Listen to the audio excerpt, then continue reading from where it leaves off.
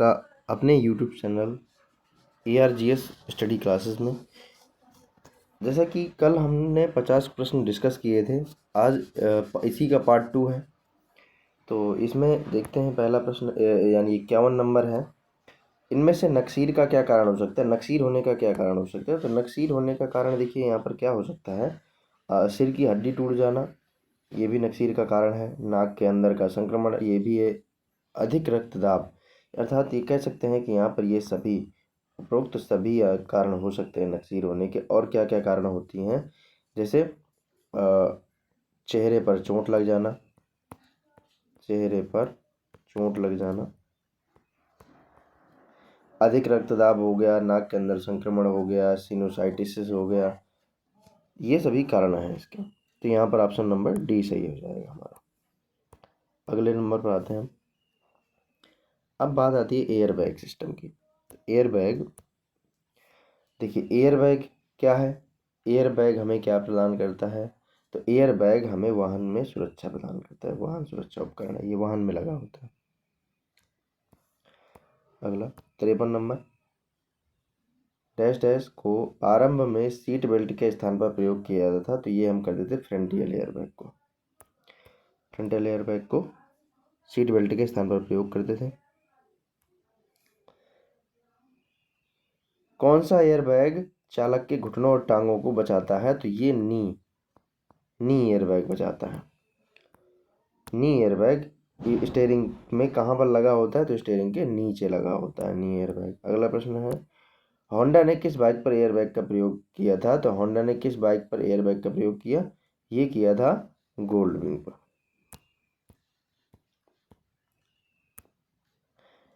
Safety belt सुरक्षा है, तो सेफ्टी बेल्ट एक निष्क्रिय सुरक्षा। सेफ्टी बेल्ट निष्क्रिय सुरक्षा है।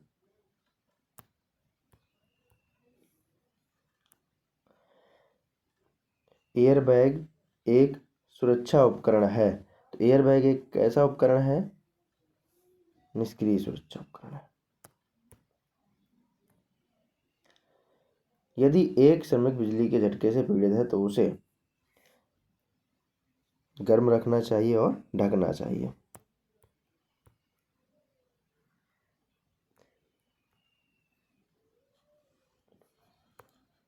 देखिए यहीं पर हम डिस्कस करते हैं कि अगर व्यक्ति को करंट लगा है या बिजली का झटका लगा है तो उसे और किन किन खतरों से बचा के रखना चाहिए हमें। सबसे पहला, हमें उस व्यक्ति को गर्म रखना है।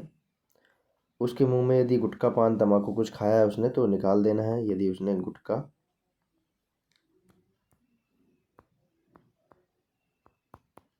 पान कुछ खाया है तो उसे निकाल देना है। दूसरी चीज़, हम झटका देने वाले स्रोत को ढूंढेंगे। जो झटका देने वाला है उसका स्रोत होगा जहाँ से उसे झटका लगा है। फिर तीसरा कारण है, तीसरा हम क्या करेंगे? डॉक्टर को बुलाएंगे। डॉक्टर को बुलाएंगे और व्यक्ति को गर्म रखेंगे। ये हम सब करेंगे। अगला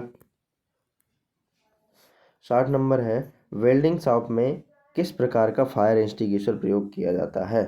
तो ये हेलॉन एक्सटिंग्विशर प्रयोग किया जाता है वेल्डिंग शॉप में।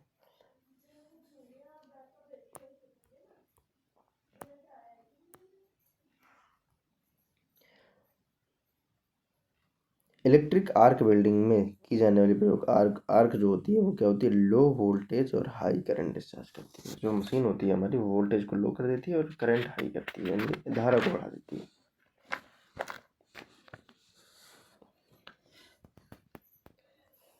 आर्क वेल्डिंग में जो टेम्परेचर होता है वो होता है 3500 डिग्री सेल्सियस तक पहुंच जाता है।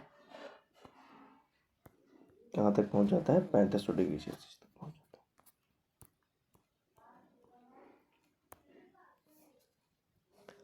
62 नंबर, रस्सा स्लिंगों का प्रयोग करते हैं, तो ये कहाँ पर प्रयोग करते हैं? भारी वाहनों जहाँ चैन भारों का खराब होने की संभावना होती है तो यहाँ पर प्रयोग करते हैं।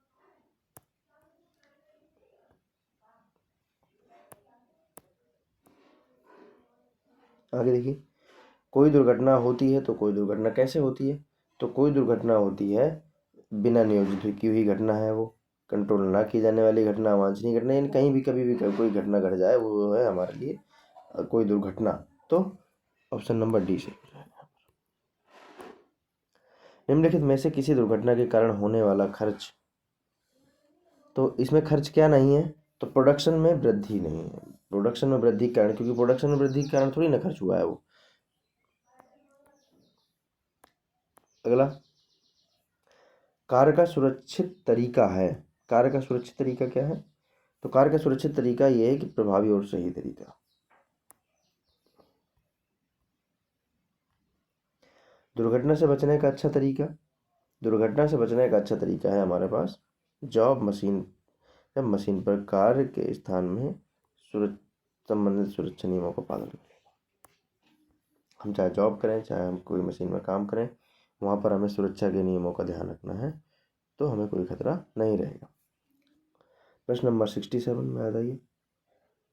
किसी दुर्घटना की स्थिति में पीड़ित व्यक्ति को तुरंत क्या करना चाहिए, हमें सहायता प्रदान करनी चाहिए।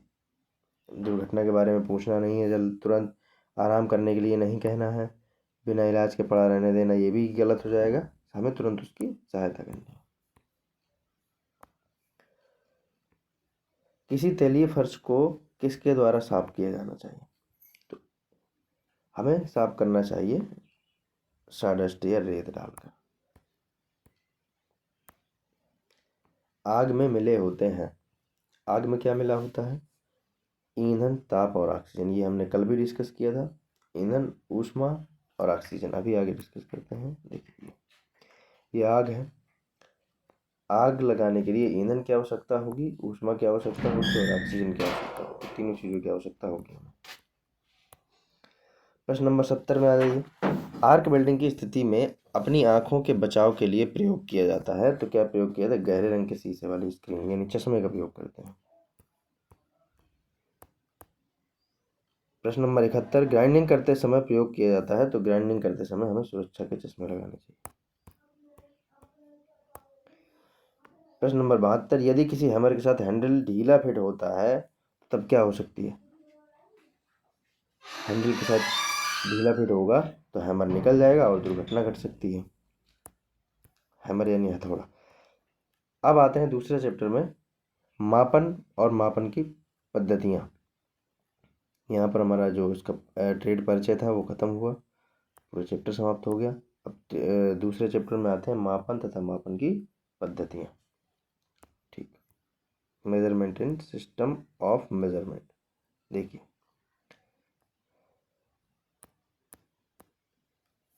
निम्नलिखित में से कौन सी फोर्स की इकाई नहीं है, कौन सी फोर्स की इकाई नहीं है, यानी बल की इकाई नहीं है, तो कौन सी बल की इकाई नहीं है, देखिए, डाइन, न्यूटन, किलोग्राम फोर्स या किलोग्राम मीटर, तो कौन सी नहीं है यहाँ पर, किलोग्राम मीटर नहीं है। ठीक है, क्योंकि किलोग्राम मीटर ना होकर किलोग्राम मीटर पर सेकेंड स्क्वायर होती है। चलिए आगे आइए, प्रश्न नंबर 74 में आ जाइए। एक न्यूटन किसके बराबर होता है, तो एक न्यूटन किसके बराबर होता है, 10 की पावर 5 डाइन के बराबर होता है। और डाइन एक सीजीएस पद्धति का मात्रक है, ऐसा ही पद्धति में बल का मात्रक होता है न्यूटन।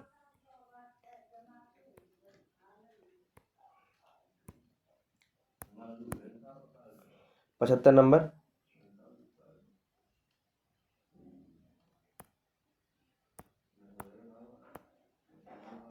में 1 किलोग्राम फोर्स किसके बराबर होता है, तो 1 किलोग्राम फोर्स बराबर होता है 9.8 न्यूटन के बराबर होता है। 1 किलोग्राम बल, 1 किलोग्राम फोर्स। 76 नंबर में आइए, प्रेशर, प्रेशर यानी दाब किसके बराबर होता है, दाब बराबर होता है बल बटा क्षेत्रफल, तो बल बटा क्षेत्रफल यानी फोर्स बटा क्षेत्रफल, यानी हमारे यहाँ पर ए नंबर सही हो जाएगा, पी बराबर एफ बटा ए, ये सही है। प्रेशर की एसआई इकाई क्या है, एसआई इकाई इसकी क्या है, पास्कल, ये एसआई इकाई है।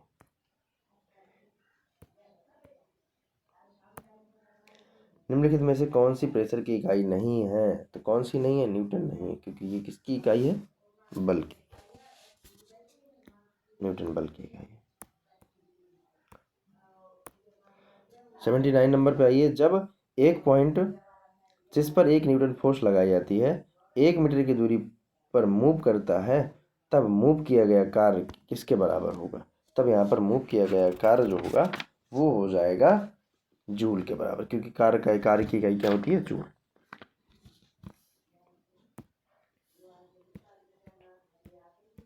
देखिए 1 जूल किसके बराबर होता है? अभी 1 जूल किसके बराबर होता है? तो ये होता है 10⁻7 अर्ग के बराबर होता है। देखिए पीछे था 1 न्यूटन बराबर होता है 10⁵ डाइन के।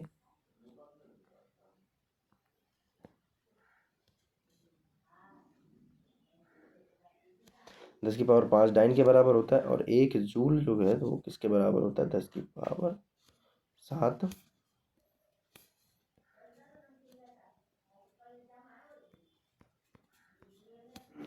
अर्ग के बराबर होता है। प्रश्न नंबर 81 पर आइए। कार्य करने की दर को क्या कहते हैं? तो कार्य करने की दर को क्या कहते हैं? शक्ति यानी पावर कहते हैं,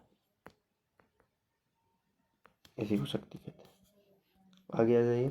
प्रश्न नंबर 82, निम्नलिखित में से कौन सा संबंध सही नहीं है? तो संबंध सही नहीं है ये 1 वाट बराबर 1 जूल पर मिनट, ये गलत है।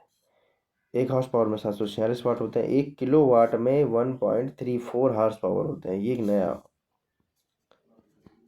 1 किलो वाट बराबर 1.34 हॉर्स पावर, ये याद रखिएगा।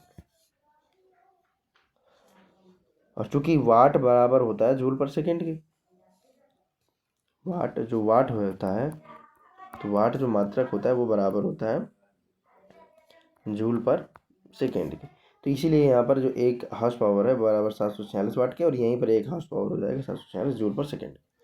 यहाँ पर 1 वाट बराबर 1 जूल पर मिनट, ये जो है वो गलत हो जाएगा, ये गलत हो जाएगा। और हमसे पूछा गया कौन सा गलत है।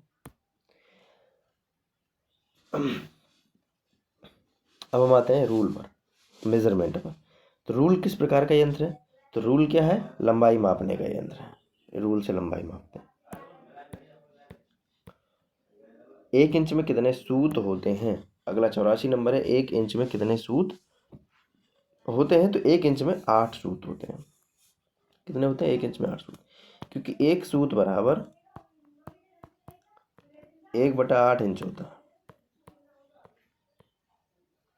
तो यहाँ से इसको हम इस 8 को हम इस तरह भेजेंगे तो हो जाएगा 8 सूत बराबर 1 इंच के। प्रश्न नंबर 85। तो प्रश्न नंबर 85, ट्राई स्क्वायर का साइज लिया जाता है। तो ट्राई स्क्वायर का साइज लिया जाता है ब्लेड की कार्यकारी लंबाई से। प्रश्न नंबर अगला 86, 0.1 mm यानी मिलीमीटर कितने माइक्रोन के बराबर होता है? तो ये कितने माइक्रोन के बराबर होता है? ये होता है हमारा 10 माइक्रोन के बराबर, 10 माइक्रोन के बराबर होता है। देखिए क्योंकि 1 माइक्रोन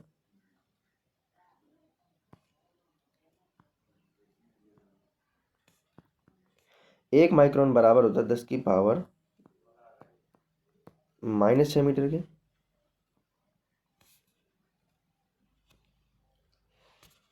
और यहाँ से 1 मीटर बराबर आ जाता है 10 की पावर, यहाँ माइनस था उस तरफ जाएगा तो 6 माइक्रोन आ जाएगा। अब इस मीटर को हम मिलीमीटर में बदलेंगे। जब मीटर को मिलीमीटर में बदलेंगे तो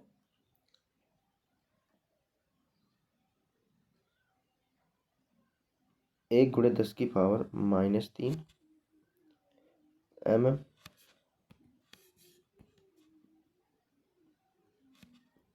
बराबर, यहाँ भी 6 गुणे 10⁻⁻3 माइक्रोन। तो यहाँ पर 10⁻⁻3 से 10⁻⁻3 यहाँ पर एक सेकंड, ये हमारा मीटर ही है।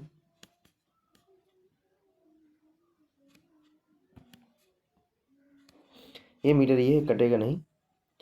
जब नहीं कटेगा तो हम जो है देखिए इस वैल्यू को लिख सकते हैं 1 mm। तो यहाँ पर लिखेंगे हम 1 mm बराबर होगा, इस 6 में से इस 3 को घटाएंगे तो 10⁻⁻3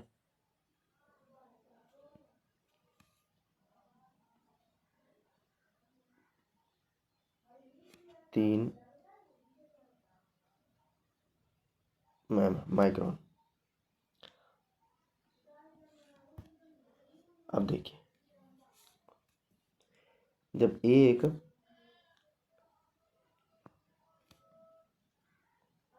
बराबर 10⁻³ माइक्रोन आया, तो इसके बाद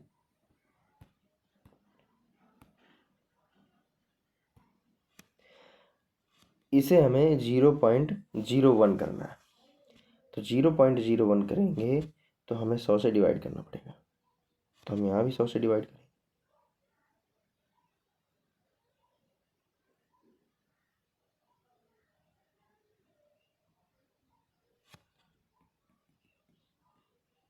और इस तरीके से हमारा आंसर जो हो जाएगा, यहाँ पर बी नंबर सही हो जाएगा।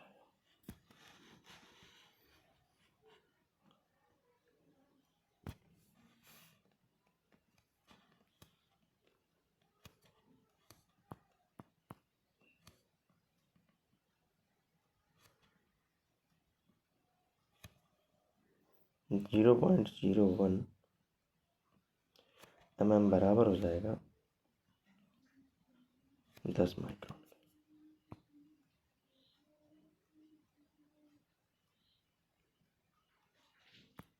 चलिए आगे देखिए, प्रश्न नंबर 87। प्रश्न नंबर 87 है, माइक्रोमीटर किस सिद्धांत पर कार्य करता है? तो माइक्रोमीटर काम करता है पेंच यानी स्क्रू के सिद्धांत पर कार्य करता है। चलिए आगे देखते हैं, 88 नंबर, स्टील रूल पर हम छोटी से छोटी माप ले सकते हैं। तो स्टील रूल पर हम छोटी से छोटी कितनी माप ले सकते हैं? तो 0.5 mm। 0.5 mm। 1 वर्ग सेंटीमीटर में कितने वर्ग मिलीमीटर होते हैं? तो 1 वर्ग सेंटीमीटर में 100 मिलीमीटर। साधारण कैलिपर्स का साइज होता है, साधारण कैलिपर्स का साइज जो होता है वो होता है रिवेट के सेंटर से नोक तक की लंबाई। इससे हम लंबाई, चौड़ाई, मोटाई और व्यास माप सकते हैं। इनकी टांगों की रिवेट जो पॉइंट होता है वहाँ मध्य से ली जाती है लंबाई इसकी। आजकल भारत में माप की कौन सी प्रणाली प्रचलित है? तो भारत में माप की MKS पद्धति। कौन सी पद्धति प्रचलित है? MKS पद्धति। श्रिंक रूल का प्रयोग निम्न में से किसके लिए किया जाता है? तो श्रिंक रूल का प्रयोग करते हैं पैटर्न बनाने में। क्या बनाने में? पैटर्न बनाने में। देखिए, इसमें से कुछ छूट है, जो किस छूट मिलती है हमें, वो सीक्वेंस से छूट मिल जाती है, मशीन छूट, थपकी छूट, ड्राफ्ट एवं टेपर छूट, डिस्टार्शन छूट, इतनी छूट मिलती है हमें। आगे आ जाइए, 93 नंबर प्रश्न में, वह कौन सी इकाई है जो सभी प्रणालियों में प्रयोग की जाती है? तो सेकेंड सभी प्रणालियों में समान होती है। देखिए, MKS, FPS, CGS, ये जो S है यहाँ पर, इस S का मतलब सभी में सेकेंड है। ये जो S है, ये सभी का मतलब क्या है यहाँ पर? सेकेंड है। चलिए आगे आते हैं, वर्नियर प्रोटेक्टर की एक्यूरेसी कितनी कैसी होती है? तो वर्नियर प्रोटेक्टर जो होता है वो गोलाकार।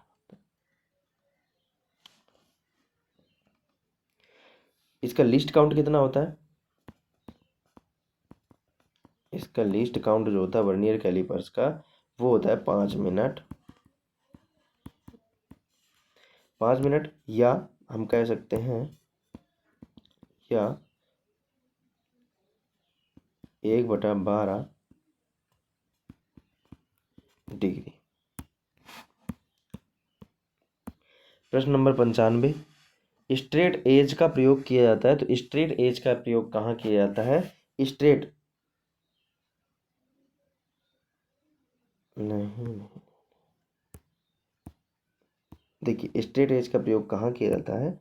स्ट्रेट एज, स्ट्रेट मतलब समतल सतह, तो समतल सतह को समतलता मापने के लिए प्रयोग किया जाता है।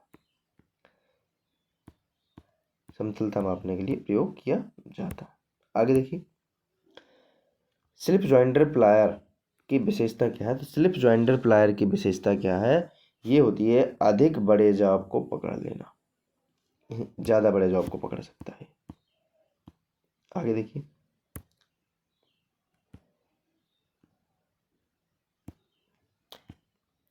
1 किलोमीटर में कितने मिलीमीटर होते हैं? तो देखिए 1 किलोमीटर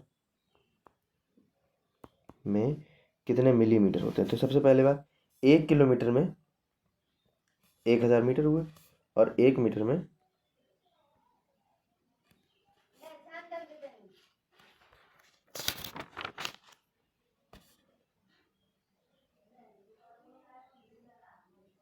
100 सेंटीमीटर हुए और 1 सेंटीमीटर में 10 मिलीमीटर। तो यहाँ तक आते हैं पूरे मिलीमीटर। तो यहाँ पर ऑप्शन नंबर हमारा डी से, D is the right answer. 99 number है, साधारण वेवेल प्रोटेक्टर की एक्यूरेसी होती है, साधारण वेवेल की प्रोटेक्टर की एक्यूरेसी जो होती है वो होती है 5 डिग्री, 5 मिनट। अभी हमने पीछे पढ़ा भी था, 5 मिनट या 1/12 डिग्री। आज का लास्ट प्रश्न है, श्रिंक रूल का इंच वास्तविक इंच से, जो श्रिंक रूल होता है इसका इंच जो होता है यानी इसकी माप जो होती है वास्तविक इंच से क्या होती है, वो बड़ी होती है, बड़ा होता है। Thank you for watching. Share और सब्सक्राइब करिए चैनल को और वीडियो को शेयर करिए, सपोर्ट करिए, ताकि इसी तरीके की आगे वीडियो हम लाते रहें आपके लिए।